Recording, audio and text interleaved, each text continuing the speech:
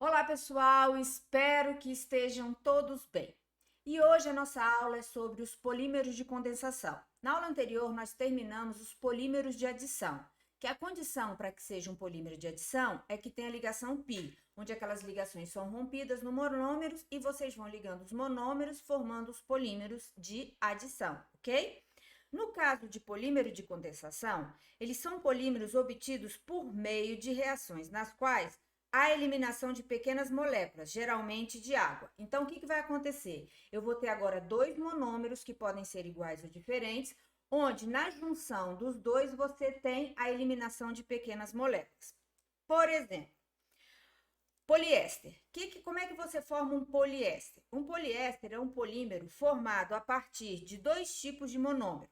Um é um diácido carboxílico. Por que diácido? Porque você tem a função ácido carboxílico nas duas extremidades da cadeia. E você tem também o quê? Um diálcool, né? Que é uma reação de esterificação. Então, aqui até eu vou arrumar, porque nessa figura, ó, que o ácido libera o H+, e o álcool libera o H-, formando quem? Formando a água. Então, esse OH- liga com esse carbono aqui que ficou mais e forma o quê? O éster. Então, você vai fazendo isso N vezes, você vai obter o poliéster. Você vai ver que o polímero de condensação, o nome dele é devido à função do polímero, a função orgânica do polímero. Porque quando nós vimos polímeros de adição, o nome do polímero de adição era geralmente o número do monômero, não é isso? Então, por exemplo, o etileno formava o polietileno, o propileno formava o polipropileno, ok? Aqui, o polímero vai ter o nome da função, certo? Desse polímero, porque muda, ó, eu tenho um ácido carboxílico, um álcool, elimina a água e eu tenho um éster, ok? C dupla O, O. Então, olha só, vamos ver um exemplo aqui de poliéster. O exemplo que eu tenho aqui de poliéster é o PET. O que é o PET, gente? Vocês ouviram muito falar do PET, da garrafa PET, não é isso? O que significa o PET? Significa polietileno tereftalato, certo? Que é o Dracon. Que ele é um poliéster. Olha, ele é formado pelo ácido terefitálico, olha, um ácido de carboxílico, a gente fala de função múltipla, não é isso? E o etileno glicol, tá vendo? Aí o que vai acontecer aqui? Eu tenho aqui o H+, tira aqui com o OH-, certo? Então, aqui vai ficar como? Aqui vai ficar menos e aqui vai ficar o quê? Mais. Então, esse O liga aqui com o CH2, formando o PET, polietileno tereftalato, ok? Para que é usado esse polietileno tereftalato? Que é a garrafa PET, né? Que a gente já ouviu falar. Na confecção de garrafas, filme, até filme fotográfico. Eu tenho também as camisas, não é isso? Que é formado por poliéster. O que é o poliéster? Também que vem também que a gente também pode formar a partir do PET, certo? Outra coisa também, você pode fazer o PET também, cadeira também, por exemplo, as cadeiras do estádio Mané Garrincha aqui de Brasília, elas foram feitas a partir da reciclagem, certo? Das garrafas PET. Por isso que elas são vermelhas, porque quem fez esse patrocínio foi a Coca-Cola, né? Que transformou a garrafa PET, que era descartada, em cadeiras para o estádio Mané Garrincha, ok? Então vamos ver outro aqui, olha. Até eu coloquei aqui um texto de poliéster que nós vamos ler juntas. Olha só.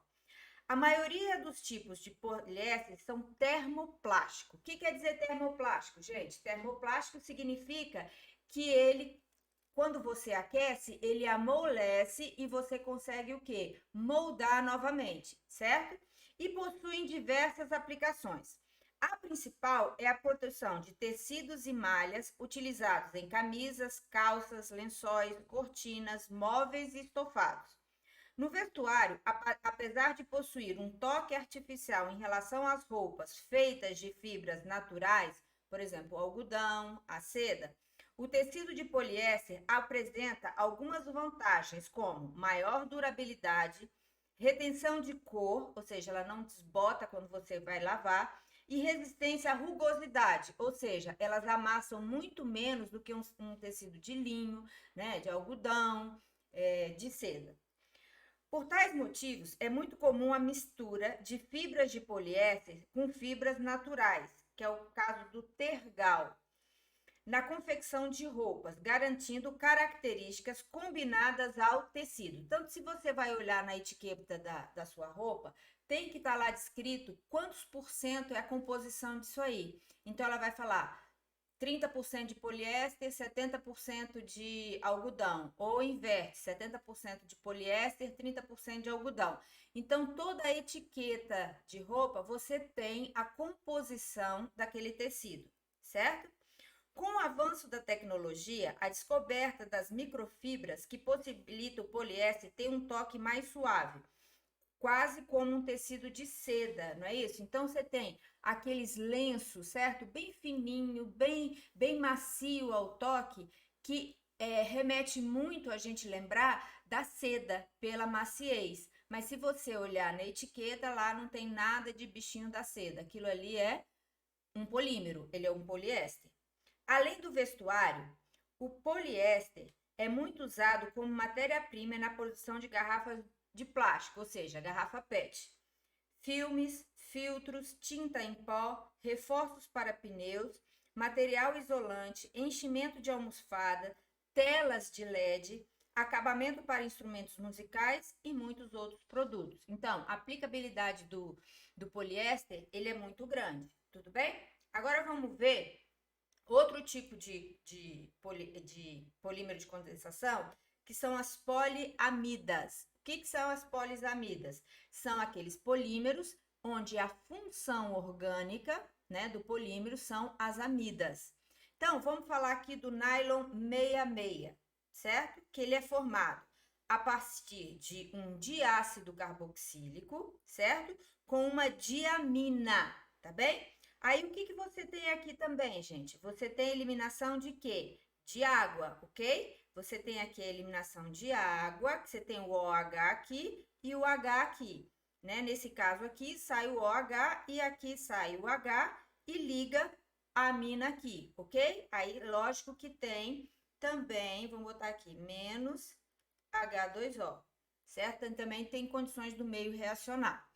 Então, aqui eu tenho, ó, que eu formei, veja bem, uma amida. Por que ele é chamado de nylon 66?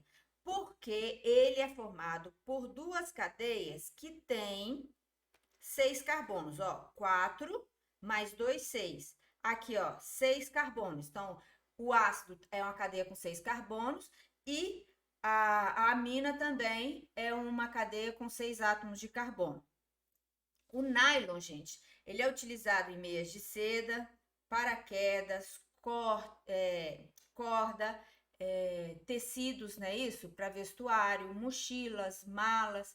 E um fato interessante que o nylon veio substituir a meia de seda, porque antigamente a meia, antes da descoberta do nylon, as meias eram feitas de algodão, era feito de seda. Então, o que acontecia? Elas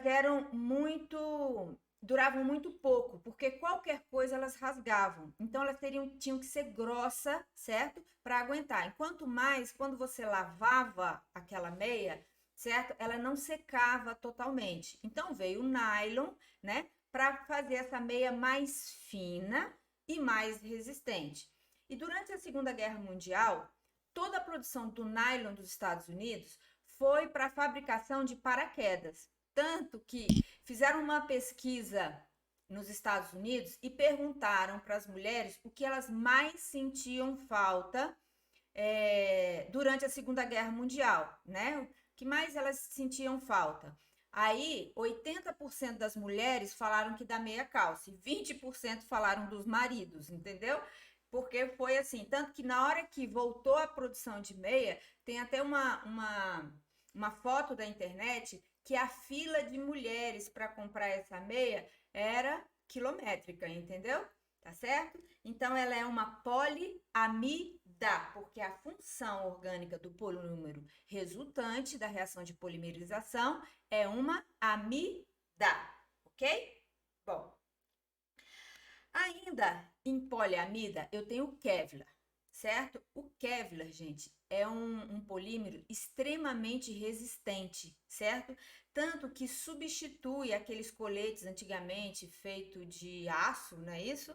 Ferro, por esses coletes aqui que eles são muito mais leves. É um polímero extremamente resistente, certo? Então ele é usado na roupa para fazer, na roupa de bombeiro, né? Para roupa de astronauta, roupa de pilotos de Fórmula 1, porque eles são extremamente resistentes, inclusive à chama, né? Eles não pegam fogo com facilidade. Tanto que, se você incidir, por exemplo, um lança-chama nessa roupa, ela só começa a esquentar ou pegar fogo depois de 8 segundos. Então, naquela que bate igual algodão e puf, e pega fogo logo, não. Então, a mesma coisa aqui, ó, ela é feita a partir de uma diamina com um diácido carboxílico, certo? Então, forma o Kevlar, que também é uma poliamida. Tá aqui, ó, amida, carbonila ligada ao nitrogênio. Tudo bem, gente? Mais uma cadeia depois do nitrogênio. Tá certo, gente?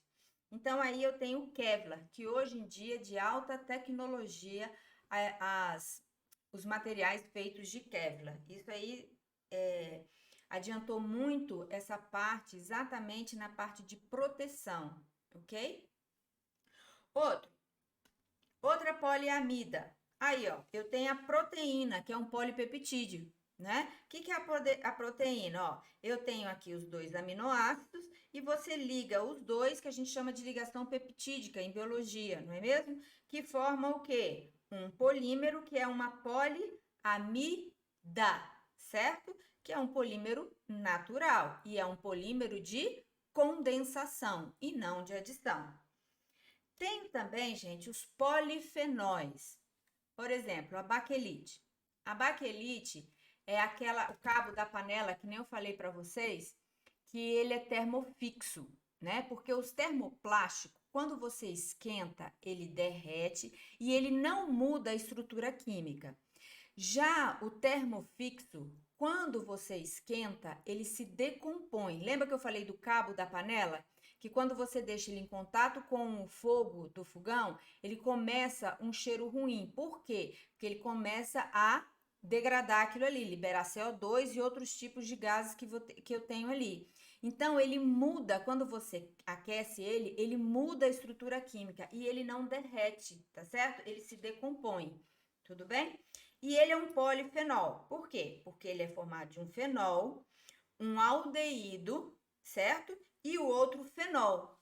Não é isso? Então, eu tenho um fenol, tá vendo? Nesse caso aqui, ó, eles não são de função múltipla. Por isso que nesse caso aqui eu tenho dois fenóis. Então, eu tenho um fenol, um metanal, um fenol, depois vem um metanal, depois vem um fenol, que forma o quê?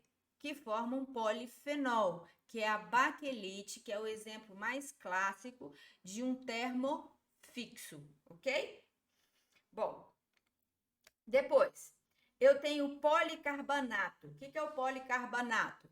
Tá lá, ó. Eu tenho o diisocianato de parafenilato, que é esse daqui, e o etileno glicol, né? Que é usado também nos poliéster, não é mesmo? Então, você tem aqui, ó, a adição desse daqui, formando o quê? Uma poliamida. O que a poliamida é utilizado, gente? Olha, aquela bucha que você usa em casa, rodas de patins, de skate, bola, esses gominhos da bola também são de policarbonato, né? Que é o poliuretano.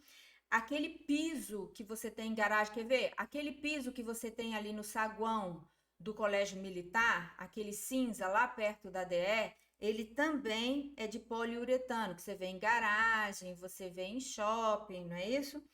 Ele serve também, gente, para fazer, olha aqui, ó, com espuma, para fazer isolante térmico, não é isso? Então, eles põem a madeira e usa essa espuma de poliuretano como isolante térmico que você tem aqui, ó, e depois eles colocam outra madeira ou colocam outro tipo de revestimento, ok?